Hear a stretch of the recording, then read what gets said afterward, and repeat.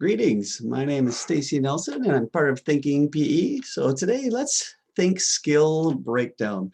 I think this could be a fun little activity.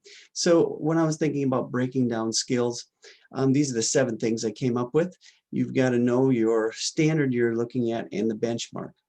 You've created a rubric, now you've got to know and understand the rubric. Number 3, study the students who really that are not making the rubric, they're not making the standard. Number 4, find are there common needs that a lot of people in the group are struggling with. 5, design some specific drills for those needs. 6, make a progression for the students. And 7, do not forget the fun. So as we take a look at the benchmark, I'm going to use the illustration of jump rope. And in the Minnesota standards, it's 0.1316 through, depending on the grade, you can follow along there.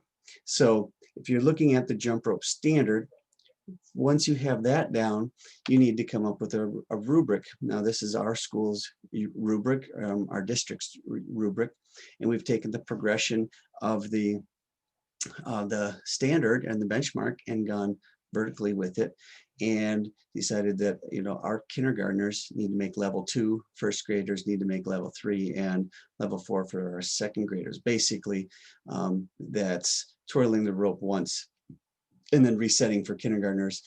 First graders can do a continuous motion, but it's either forward or backward, and second grade is both forward and backward, just to keep the rubric as simple as possible.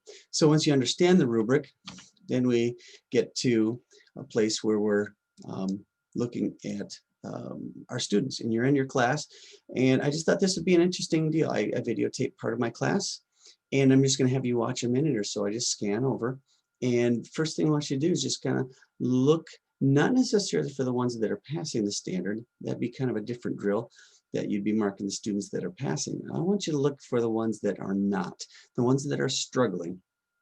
And then you're going to study them and see if there's some common things that they're all struggling with. So this is about, I don't remember, 30 seconds, but it just kind of scans the classroom, and you take a look, focus on the ones that are really struggling to meet the standard.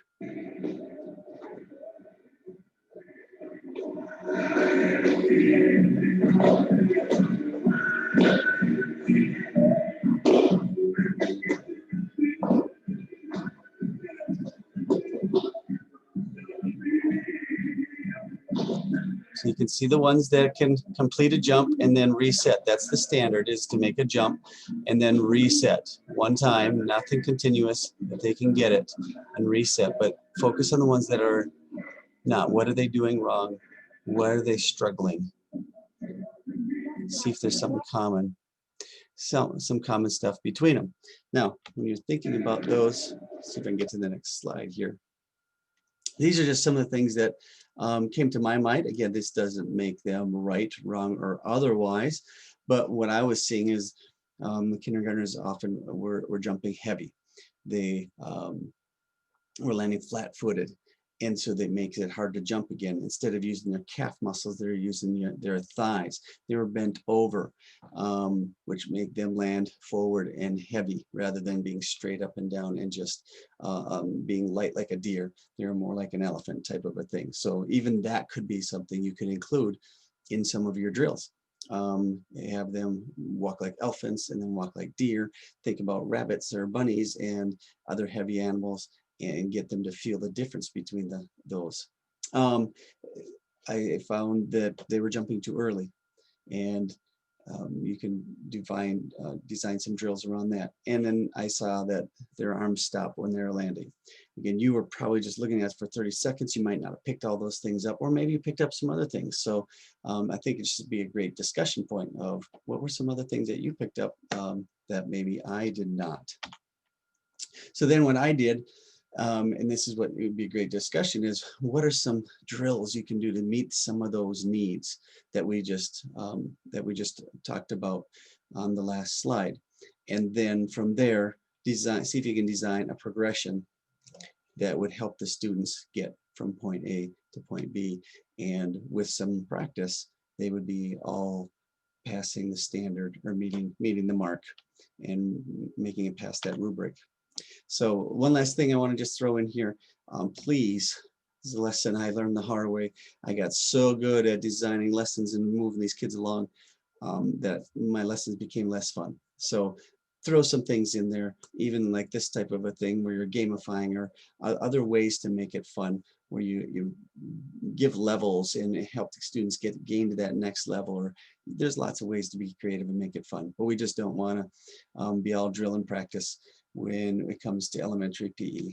Fun still has to be a top priority. So hopefully that was something enjoyable and useful. And you can feel free to go back and watch the video again, see if you pick up some other things.